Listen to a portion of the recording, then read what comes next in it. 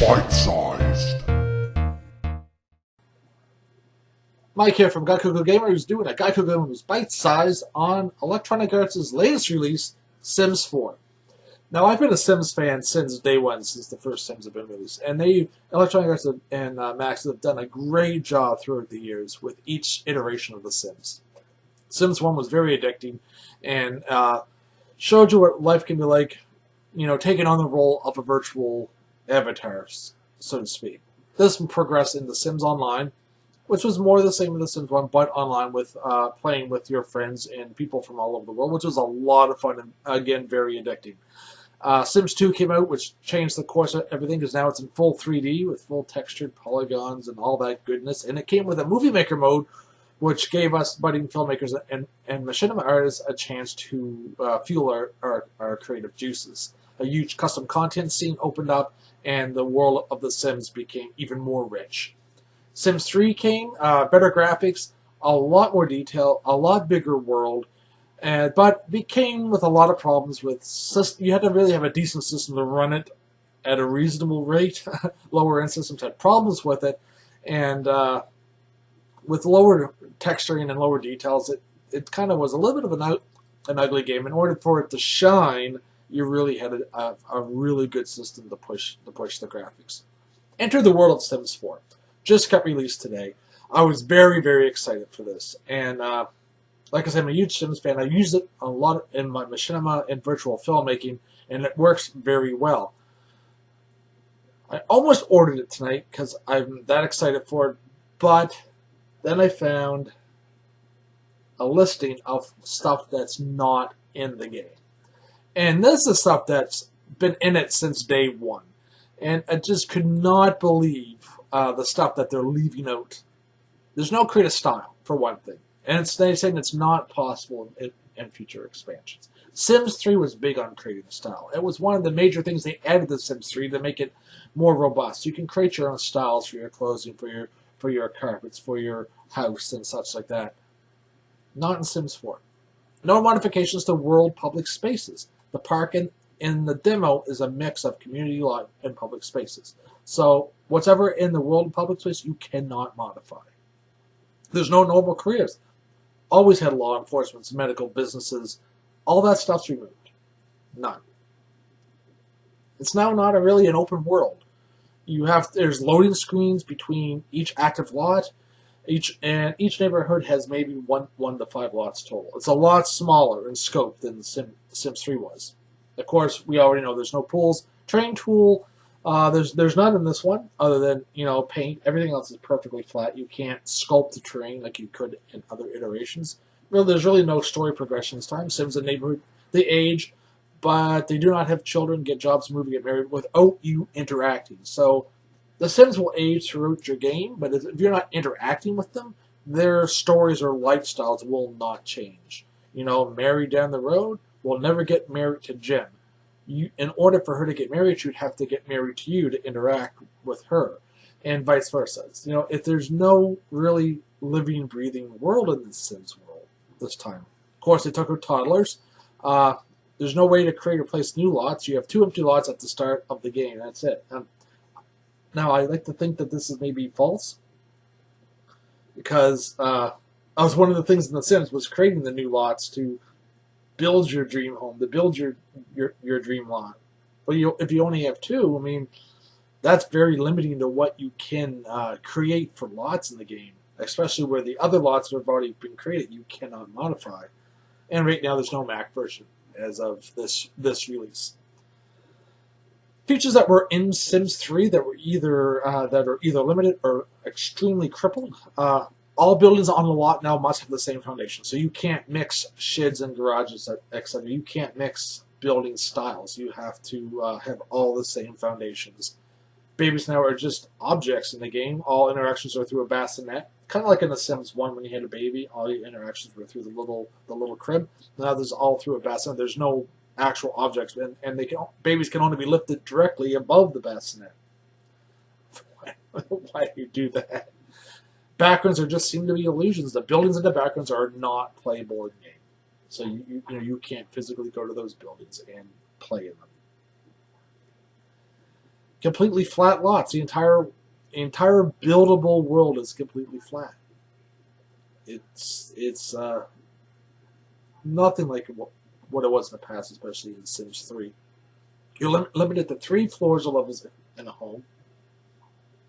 That's you can have a bit more than that in Sims 3 and Sims 2 exactly.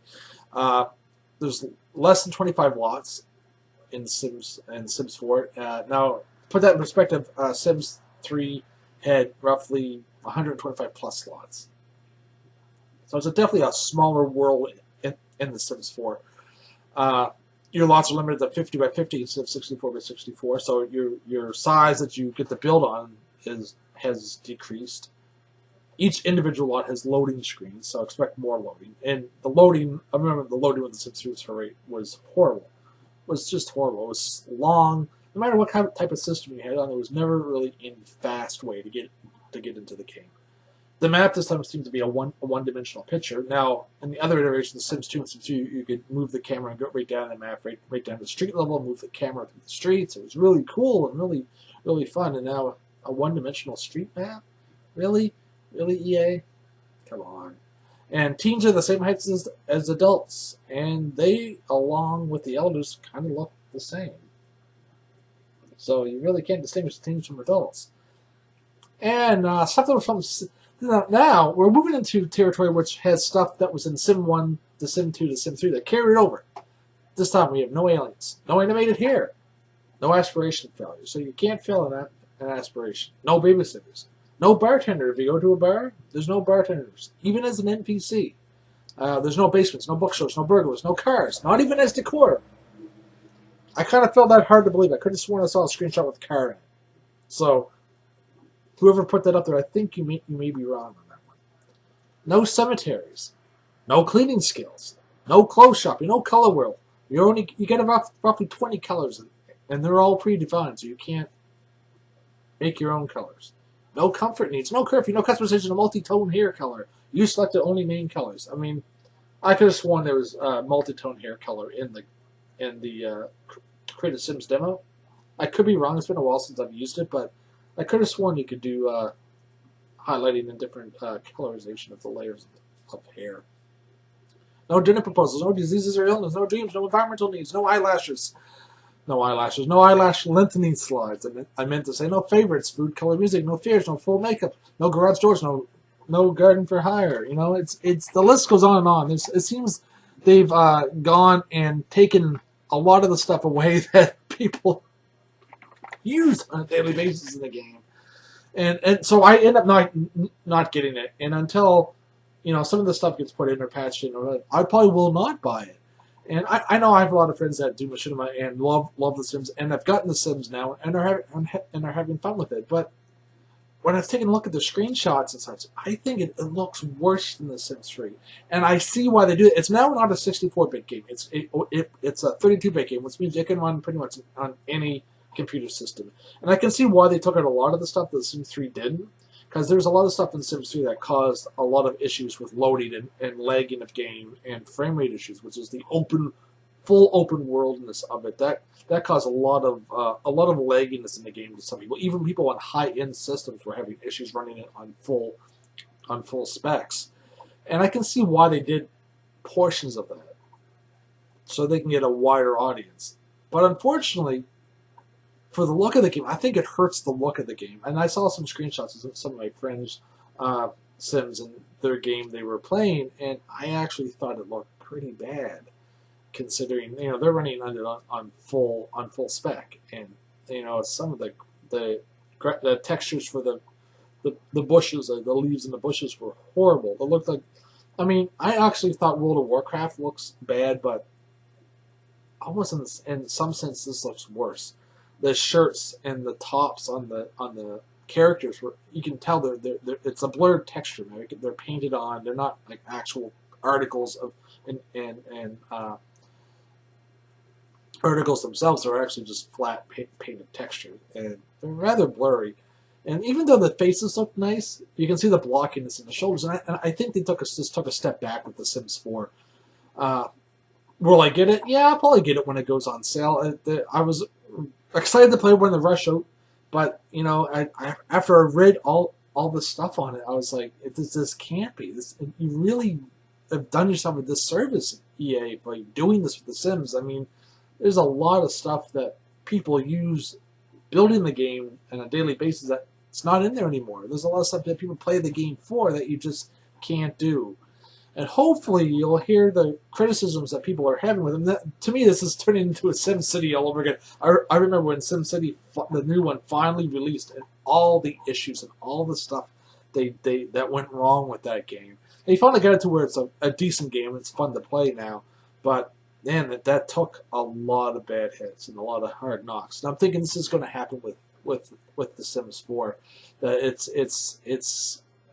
was headed in the right direction, but I think it's that take one step forward, two step back mentality that I think is going to hurt the franchise with this iteration if they don't get some patches and updates out there that will fix a lot of these non-existent items and play mechanics that were always part of The Sims.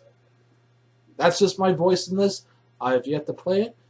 There may be a lot of cool things with it. So if you're a Sims fan and you really want it and you think it's worth it, definitely go out and pick it up.